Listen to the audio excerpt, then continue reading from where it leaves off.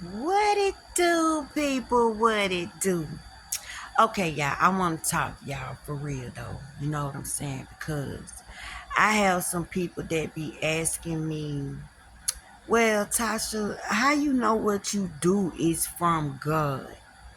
How do you know what you do is from God and not something else? Well, first of all, I hear voices. So, am I cuckoo? I'm very cuckoo. But they don't tell me to go hurt nobody, harm nobody, set somebody up, trip somebody up, go knock somebody off, go do a drive-by. Anytime I have thoughts like that, because I do think like that, all y'all do. I ain't the only one want to knock somebody's head off sometime. It always tell me that's not the right thing to do. It's always another loving way to come at things. Now, that's one thing. That's how my conscience roll.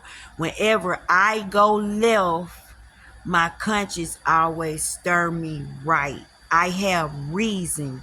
Reason is a deity. Reason is a spirit. And a lot of y'all reject reason. A lot of y'all don't want to have nothing to do with reason because reason don't agree with you.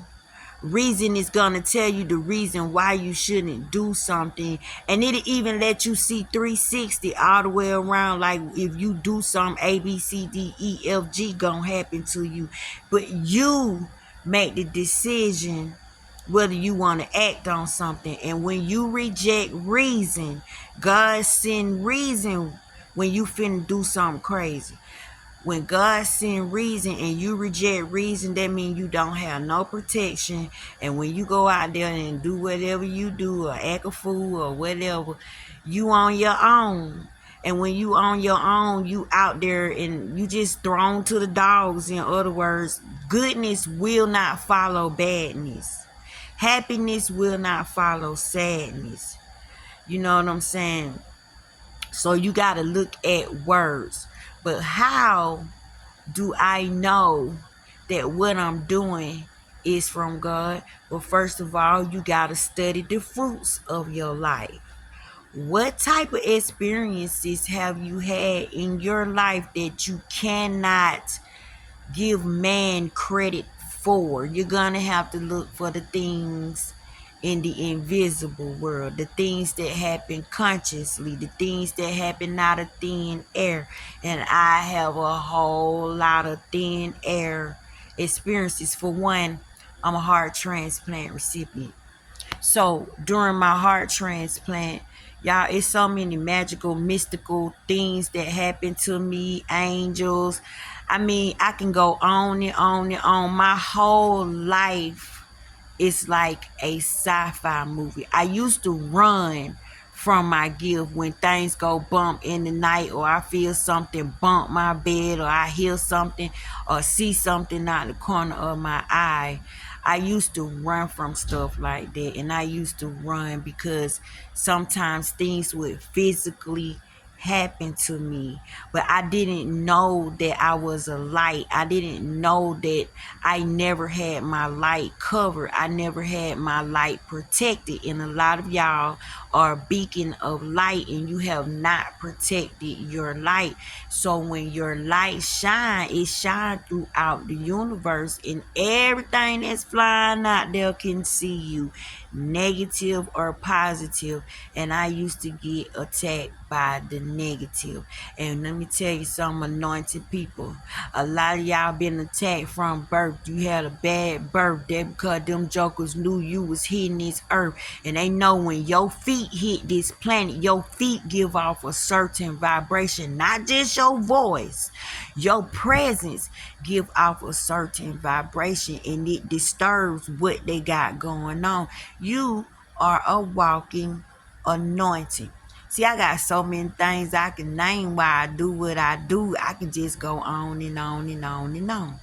So, how am I doing what I'm doing? Okay, I had an experience one time where I fell asleep and I popped out of my body. I had an outer body experience. I've had so many, but this one was the kicker that made me say, okay, I'm going to teach y'all. I'm going to come to y'all. I'm going to show y'all, because that was the only way I could get back in my body, y'all. I had to make some type of deal. Like, I knew some type of deal had to be made in order for me to get back in my body, because I truly believe that I passed. You know, I took a nap, I went to sleep, and my children, my nephews and nieces, they were all at the house. I was the only adult in the house, and I popped out of my body. I was walking, it felt like I was walking around the room, but then I felt detached. I felt too light. And when I looked, I saw myself laying in the bed, y'all. That is a feeling that words cannot express. When you are looking at you, dead on the bed, like lifeless, nothing you can do about it. So I began to panic, because I still had my mind, I still had my consciousness. So to me, I would back up, take off running, dive on my body, try to scoop myself in it, try to get back in my body some kind of way, y'all. I tried and tried and tried and tried. It seemed like for hours, and I just gave up, and I felt like I sat in a corner and I just soaked and I just cried. But I watched my body for a long time, because I was sleeping for a few hours. I had told my daughter to wake me up at a certain time, and thank God that baby did what I told her to do, because that's the only thing that got me back in my body, right? So when I got up from the corner of soaking, I ran again. I started back trying to get back in my body. I became frustrated. So I began to look out the blinds, y'all. It felt like I stuck my finger through the blind. I looked down and I looked at the kids running around playing. Then all of a sudden, these emotions rose up in me, like, whoever is doing this, if you don't put me back in my fucking body right now, y'all, at a time like this, I ain't trying to be religious, I ain't trying to be spiritual. I'm trying to get back in my body, because what's on my mind is I got a house full of children. What the hell I'm gonna do? This gonna mess up every child life if they come up these steps and see me in this position. So I start going out, let me back in my body. Stop fucking playing with me. Okay, if this how you want to do it, this so goddamn me. Like, I'm, excuse my language, y'all, but I'm trying to let y'all know the truth, like without going through. I said, you gonna do this with a house full of children? No adult? This is so rude. This is the meanest thing. I don't think God would do something like this. I know you ain't this cruel, God. You put me back in my goddamn body. So I couldn't get back in my body, y'all. So I said, okay, if this how y'all gonna make me leave here, and if these children walk up this step and find my dead body, wherever I'm going, heaven or hell, y'all better run. Every last one of y'all better run. I didn't care about heaven. I didn't care about hell at the time. I was concerned about those children's state of being. They wouldn't have knew what to do, and all of them love me. They attached to me. It would have sent a spiraling lifetime of hurt, and I was gonna beat up whatever spiritual entity that had done did that to me. So I kept saying, you let me back into my body. And so I said, what you want me to do? Tell everybody about this? You want me to tell everybody how this works? You want me to tell everybody this? So all of a sudden, my daughter touched the doorknob, because she was coming to wake me up at the time that I told her to wake me up. And all of a sudden, my body received my soul, and I went back into my body. So let me tell you what I do for them jokers. Since I understand being outside my body, I just live like a ghost, y'all. I live like I'm already DED. And that's how I see. I live like I'm DED. I practice being a ghost. I practice because your physical can only do so much. Your physical got to do physical things. Your spirit got to do spiritual things. I know how to separate the two. So I know I'm frequency, emotion, thought, vision, little stuff like that, stuff you can't touch. So I focus there. I pay attention to stuff. And on that side, y'all, ain't nothing there. Words literally are us without the skin, and we are the words with the skin. The veil is the skin, the veil is the flesh.